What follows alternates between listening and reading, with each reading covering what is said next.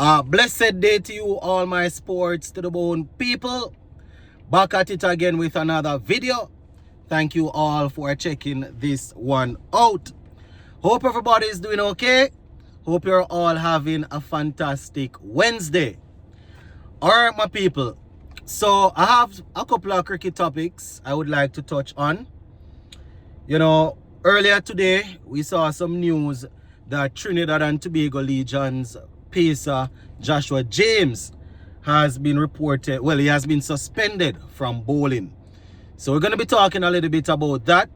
Plus we're going to be talking a little bit more about the Breakout T20 League. So just give a listening ear until the end and let me know your thoughts in the comment section. Alright, taking this one from the Sportsmax website. Now this news came out a bit earlier today, like around about 1:30. But I'm just getting the chance to really take a look at it. So the headline says, Trinidad and Tobago Legion's fast bowler Joshua James suspended from bowling. And before I even go down into the body of this story, I just want to say it's really, it's tough. It's really tough.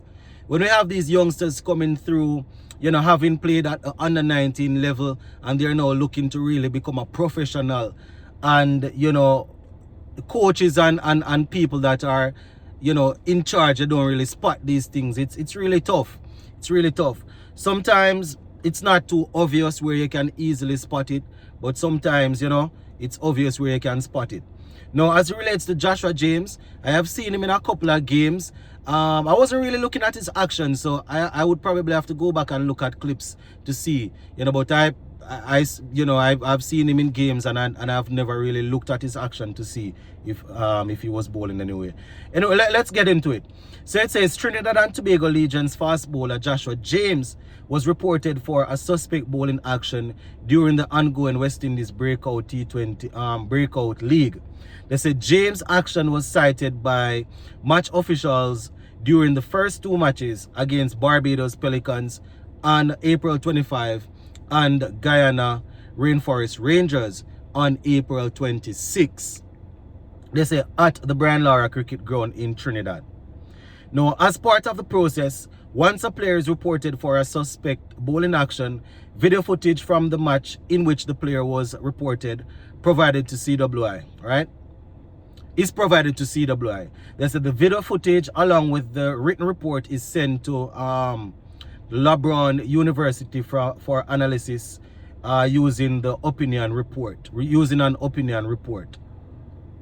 Alright, it says on Monday, April 28, Cricket West Indies confirmed that the opinion report by the independent assessor has found James' bowling action to be illegal, right?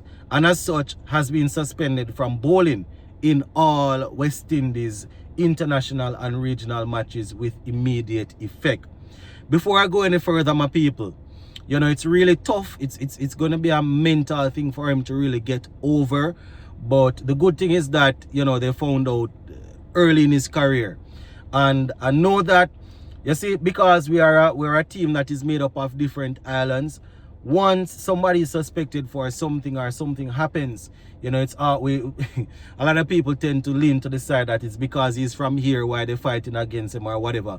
But the good thing is that he was reported and the footage was sent to be examined, right?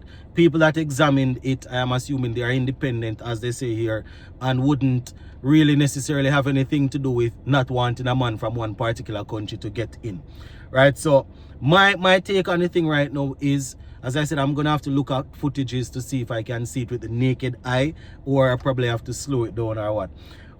If I can see it as is, or I need to slow it down. But let's continue and see what it is saying.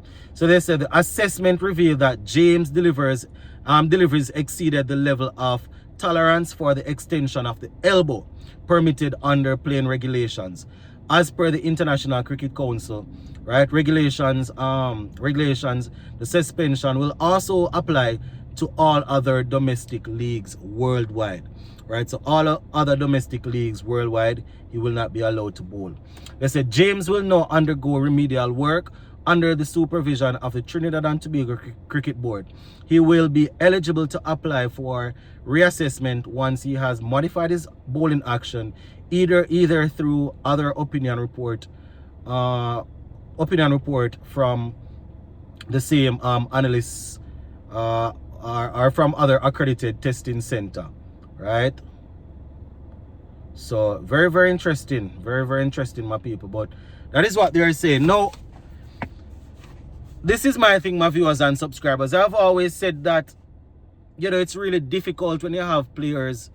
Some of them you won't be able to literally just spot it like that, because, you know, some is really close. But we have seen in the past where some actions really and truly you can see that they are pelting the ball, and we have them going through playing under 15, under 17 and under 19 cricket until they're trying to become professionals, and that's when we spot it. It's really and truly not good enough.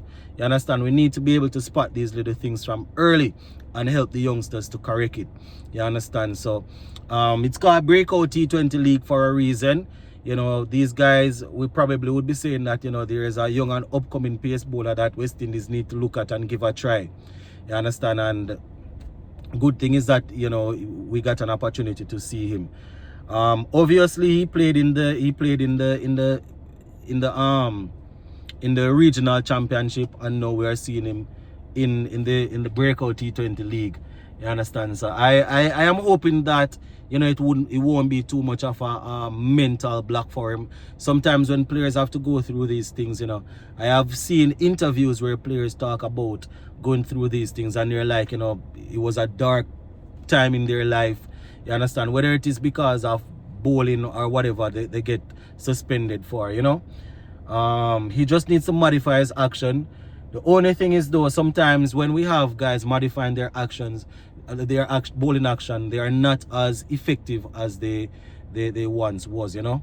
But the good thing is, as I said, he's still pretty young, so hopefully, you know, the Trinidad and Tobago Cricket Board and all the people that are working with him will help to get him on the right path, and, you know, he can apply for reassessment and pass it.